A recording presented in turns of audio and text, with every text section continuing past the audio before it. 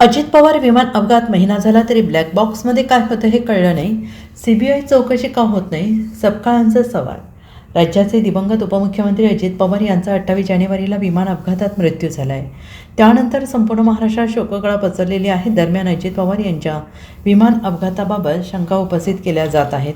अजित पवारांच्या विमानाचा अपघात झाला की अजितदादांचा घात झाला असा सवाल उपस्थित केला जातो आहे. याच मुद्द्यावर काँग्रेस प्रदेश अध्यक्ष हर्षवर्धन सपकाळ यांनी प्रतिक्रिया दिली आहे.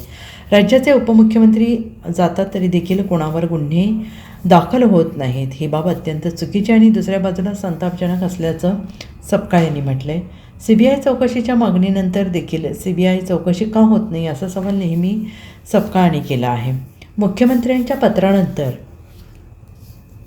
अजित पवार यांच्या विमान अपघाताचा तपास जलद गतीने झाला नाही. 1 महिना झाला. ब्लॅक बॉक्समध्ये काय होतं हे कळलं नाही. नेमकं त्याचं कारण काय हे सुद्धा कळलं नाही असं सपकाळ यांनी म्हटलं आहे. त्यामुळे हे जर कळत नसेल तर लोकांची शंका वाढणं आणि सगळ्यांनी त्याबाबतची आक्रमकता वाढवणं स्वाभाविक आहे. आत्तापर्यंत सरकार या अपघाताची कारणमीमांसा करणारा वस्तुनिष्ठ अहवाल सरकार का देत नाही असंही सपकाळ यांनी म्हटले.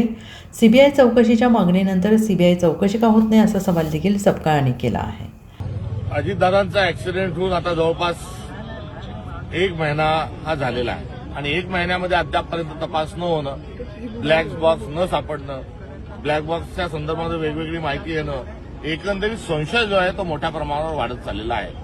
आणि या संशयाच्या पार्श्वभूमीवर रोहित पवार हे तक्रार द्यायला गेले असताना त्याची तक्रार न घेणं आणि सीआयडीने तातडीने त्याच्या मागोमाग पत्रकार परिषद घेणं, कुठेतरी त्यांच्या परिवारातून म्हणजे ज्या उपमुख्यमंत्री झाल्या त्यांच्या पत्नी त्यांनी सीबीआयकडून चौकशी व्हावी अशा प्रकारची मागणी करणं, एकंदरीत तपासामध्ये नेमकेपणा हा न येता जो गोंधळ झालेला आहे त्यातून संशय वाढत चाललेला आहे. या संदर्भामध्ये कुठेतरी सीबीआयची केलेली जी मागणी आहे त्या मागणीला सुप्रीम कोर्टाच्या देखरेखीमध्ये ती तातडीने व्हावी आणि एवढा विलंब का लागतोय या संदर्भात मुख्यमंत्र्यांनी जरूर त्या संदर्भात महाराष्ट्राचं समाधान केलं. Bureau report, SBN Marathi, Mumbai.